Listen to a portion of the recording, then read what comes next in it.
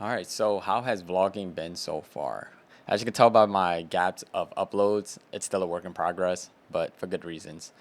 I really thought I needed to dial down and create a weekly schedule of uploading content, but I think that's been one of the biggest misconceptions or even advice that people think is needed when creating content or vlogging in general, especially when you're starting out.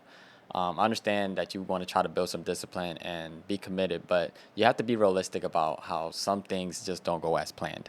So, a couple things that I came across were exactly that, how things just didn't go as planned. Your schedule may not allow it in the beginning with all that life throws at you. Not only that, a new schedule means learning to adapt, and that takes time. Sometimes a lot more time than you think, but that's okay. When you try to follow that weekly or even daily upload schedule, you might end up stressing yourself out or just upload content that you're not even happy with. It becomes quantity over quality and honestly can feel like you're spamming. I believe in less is more. You want to just be happy with what you're putting out. Also, don't expect every video to do well, as it's really not up to us. It's YouTube has its own agenda. It's almost like luck of the draw for your video to get picked up and just pushed out to other channels. I'm not really sure how it works, but you can put a lot of time and effort into a video just for it to get a couple views. And with all the expectations and time that you put in, it can be left with disappointment, or you can be left with disappointment. That's not me being mean. It's the reality of it, and it's happened to me, and it sucks. I'm not gonna lie, it sucks. You just thought this is the one. You thought this video was gonna be the one, but it turns out that you know all that effort for it to get 10 views. Like, it's literally like what happened to me. So, like, don't let it discourage you and keep going at it, refine it, and see what fits and what works. You know what I mean? Also, where you're at mentally is also a huge factor. You want to feel good about what you're doing instead of it feeling like a job. Unless obviously you're working for someone. And yeah, I feel like I don't need to really elaborate on that, but you know what you signed up for. Since this is more of a personal project for me, it's fine to feel and do things on my own time. Not only that, but it helps in the long run for that healthy state of mind. And honestly, the best way I can put it where I can keep doing this is to think of it as a learning curve, because at the end of the day, this is out of my comfort zone and I want to learn and become better at this, right?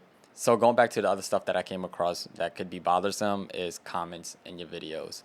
Granted, I only have a few, but some have gained a bit of traction, and of those, there have been a lot of comments. I mean, most that were really encouraging and just amazing. So I'm super grateful for those, but you'll come across that one or two that'll kind of throw you off. So with that being said, I'm one of those people that if I don't have anything nice to say, then I don't say anything at all. But I do know how to differentiate constructive criticism and just plain old hate.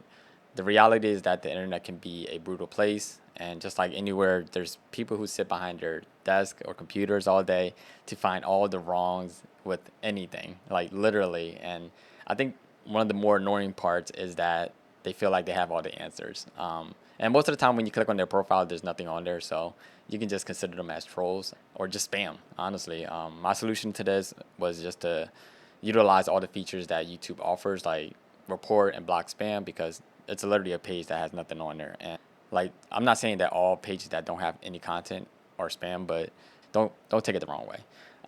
For those people that don't have anything on their page. But anyway, the way I've been going about it is just knowing what I want to prioritize, and going back and forth with spam is just kind of pointless in my opinion. So yeah, there are two types of people: people that have something to say and people that have to say something. So let that sink in. Just don't let those people who try to discourage you stop you from pursuing all the things that you want to do.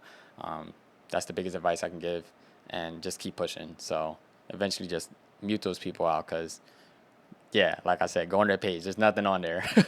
So yeah, lots of trial and error, but lots of lessons too. The most important thing is trying, but not getting too discouraged and quitting completely.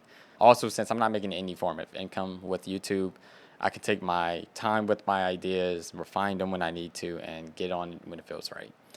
All right, well, I think that's pretty much it for this video. Until then, thanks for watching this video, and see you in the next one.